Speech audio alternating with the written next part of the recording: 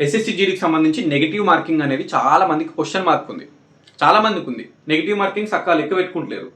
Negative marking అంటే ఏంటంటే, ఇప్పుడు మనం తప్పు పెట్టినాం, మనం కీ చూసుకున్నాం, కీలో గ్రీన్ కలర్లో ఉన్నాయని మనం కరెక్ట్ పెట్టినాయి, రెడ్ కలర్లో ఉన్నాయని మనం తప్పులు పెట్టినాయి. సో గ్రీన్ కలర్ ఎన్ని ఉన్నాయని లెక్క పెట్టుకోవాలి. మొత్తం 4 సెక్షన్లలో అర్థమెటిక్, రీజనింగ్, ఇంగ్లీష్, జిఎస్ 4 సెక్షన్లలో గ్రీన్ కలర్ ఎన్ని ఉన్నాయో లెక్క పెట్టుకోవాలి. అండ్ 4 సెక్షన్లలో రెడ్ కలర్ ఎన్ని ఉన్నాయో లెక్క పెట్టుకోవాలి. ఆ రెడ్ కలర్ ఎన్ని ఉన్నాయో ఎందుకు లెక్క పెట్టుకోవాలంటే, అవి మనం తప్పు పెట్టినాయి కాబట్టి మనకి నెగిటివ్ మార్కింగ్ పోతుంది. సో మనకి నోటిఫికేషన్లో మెన్షన్ చేసిరు 0.25 నెగిటివ్ మార్కింగ్. అంటే ఏంటంటే ఒక క్వశ్చన్ తప్పు పెడితే 0.25 మార్క్స్ పోతాయి.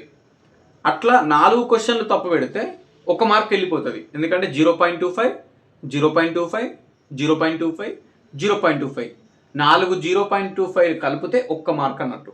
అంటే 4 తప్పు పెడితే 1 మార్కు కట్ అయిపోతుంది. క్లియర్?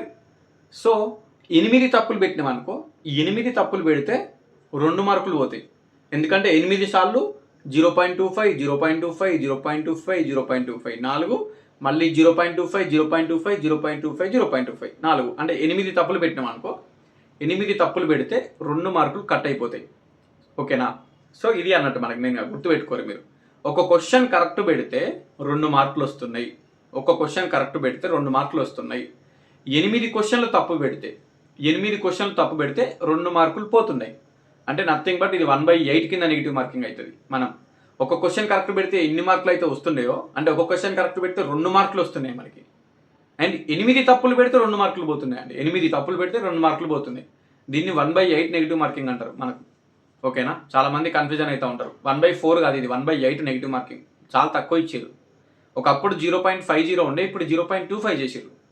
సో అందుకోసమే చాలామంది ఉన్న క్వశ్చన్లన్నీ అటెంప్ట్ ఇచ్చొచ్చారు. ఎందుకంటే మనం 8 తప్పు పెడితే 2 మార్కులు పోతాయి, ఒక్కటి కరెక్ట్ అయినా 2 మార్కులు వస్తాయి. అందుకోసమే ఇప్పుడు మీరైతే ఏం చేస్తారంటే, మీరు ఎన్ని తప్పులు పెట్టారో లెక్క పెట్టుకోర్రి. 4 తప్పులు పెడితే 1 మార్క్ కట్, 8 తప్పులు పెడితే 2 మార్కులు కట్, ఇట్లా కౌంట్ చేసుకోరు మీరు. అప్పుడు మొత్తం ఎన్ని అయినాయి అని చెప్పేసి మీకు తెలుస్తుంది అన్నట్టు, ఎన్ని తప్పులు పెట్టారో. అర్థమైంది కదా? ఒక క్వశ్చన్కి 0.25 పోతుంది. 4 క్వశ్చన్లు పెడితే 1 మార్కు కట్ అవుతుంది. 4 క్వశ్చన్లు తప్పు పెడితే 1 మార్కు కట్ అవుతుంది. 8 క్వశ్చన్లు తప్పు పెడితే 2 మార్క్స్ కట్ అవుతాయి. తెలిసిందే కదా? 8 క్వశ్చన్లు తప్పు పెడితే 2 మార్క్స్ కట్ అవుతాయి. 4 క్వశ్చన్లు తప్పు పెడితే 1 మార్క్ కట్ అవుతుంది. ఇది క్లియర్. సో 1 మార్క్ కరెక్ట్ పెట్టినా మనకి ఒక క్వశ్చన్కి 2 మార్క్స్ వస్తాయి కరెక్ట్ పెట్టిన దానికి. ఇది క్లియర్ ఉండండి. ఓకేనా? కన్ఫ్యూజన్ ఏం అవసరం లేదు. సో మీరు ఎన్ని తప్పులు పెట్టిరు, ఎన్ని రైట్లు పెట్టిరు, నెగిటివ్ మార్కింగ్ ఎంత పోయిందని కింద కామెంట్ పెట్టుర్రి. ఓకేనా? Thank you so much. Information already అర్థమైంది అనుకుంటున్నా. నెగిటివ్ మార్కింగ్ ఉంది. కొంతమంది అడిగిరు నన్ను యాక్చువల్గా, అన్న అయ్యిందని చెప్పేసి. అందుకో చిన్న వీడియో ఇద్దాం దీనికోసం.